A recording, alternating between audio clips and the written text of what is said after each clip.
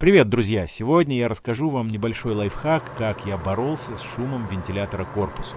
Немного предыстории. Я решил подправить температуру в блоке компьютера и поднял скорость заднего вентилятора. Но со временем я заметил, что меня стал бесить создаваемый им шум. Бывает такая ситуация. Задний вентилятор в корпусе крутится быстро. Шум есть, обороты есть, а рукой сзади чувствуешь, что выдув какой-то слабый. То есть вентилятор вроде работает, но поток воздуха не соответствует тому, как быстро он крутится. И вот тут вопрос. А проблема точно в вентиляторе или его просто душит сам корпус? В моем случае я обратил внимание на заднюю решетку возле вентилятора. На глаз получилось, что значительная часть площади перекрыта металлом. То есть вентилятор пытается выдувать горячий воздух, но перед ним стоит довольно плотная преграда. Вентилятор не создает магию, он просто перемещает воздух. Если поставить перед ним плотную решетку, мелкие соты или маленькие отверстия, поток начинает упираться в препятствие. Часть воздуха выходит наружу, но часть энергии уходит в сопротивление, турбулентность и шум. В итоге вентилятор может крутиться быстрее, но реальный выдув будет хуже, чем ожидаешь. Тут важно не говорить, что производители просто все сделали неправильно. У корпуса есть компромиссы. Безопасность пальцев, жесткость металла, защита компонентов, внешний вид, цена производства и универсальность. Но иногда этот компромисс получается слишком консервативным.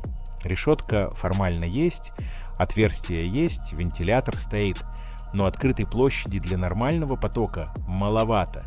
И в такой ситуации решетка начинает работать не как защита, а как ограничитель воздушного потока, что, собственно, я и обнаружил в своем корпусе. Речь идет о вентиляторе в зоне ВРМ. Ему едва удавалось продуть эти соты. В совокупности ребра сот закрывали место выдува примерно на треть. Стало ясно, простая замена на более производительный вентилятор проблему не решит. Я решил попробовать увеличить отверстие в задней решетке. Не менять вентилятор, не покупать новый корпус, а сначала убрать именно то сопротивление, которое находится прямо перед вентилятором.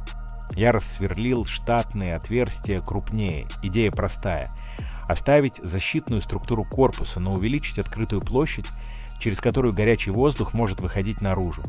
Субъективно поток воздуха сзади стал ощущаться лучше. Очень важный момент. Если металлическая стружка попадет на материнскую плату или в блок питания, короткое замыкание гарантировано.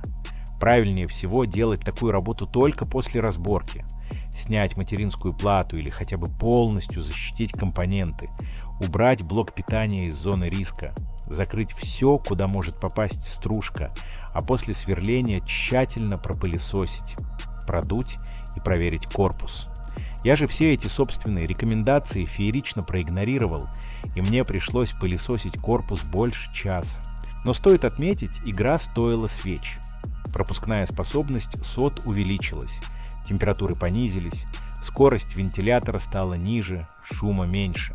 В случае необходимости можно и вообще вырезать дырку под вентилятор и установить олдскульную решетку из тонкого прута. Так что если у вас высокие температуры в корпусе, обратите внимание на этот нюанс у себя. Возможно, у вас тоже есть проблема с затруднением потока воздуха. Это не панацея, но с большой вероятностью облегчит проблему, а в лучшем случае может и избавить от необходимости в установке очередного вентилятора. На мой взгляд, это самый важный корпусный вентилятор, и эффективность его работы крайне важна. Как-никак больше всего самого горячего воздуха во всем корпусе скапливается именно там. Ну а ролик подходит к концу, друзья. Тем, кто досмотрел до конца, большая благодарность. Подписывайтесь, комментируйте. И ни зависаний, ни скачков напряжения вам. Пока.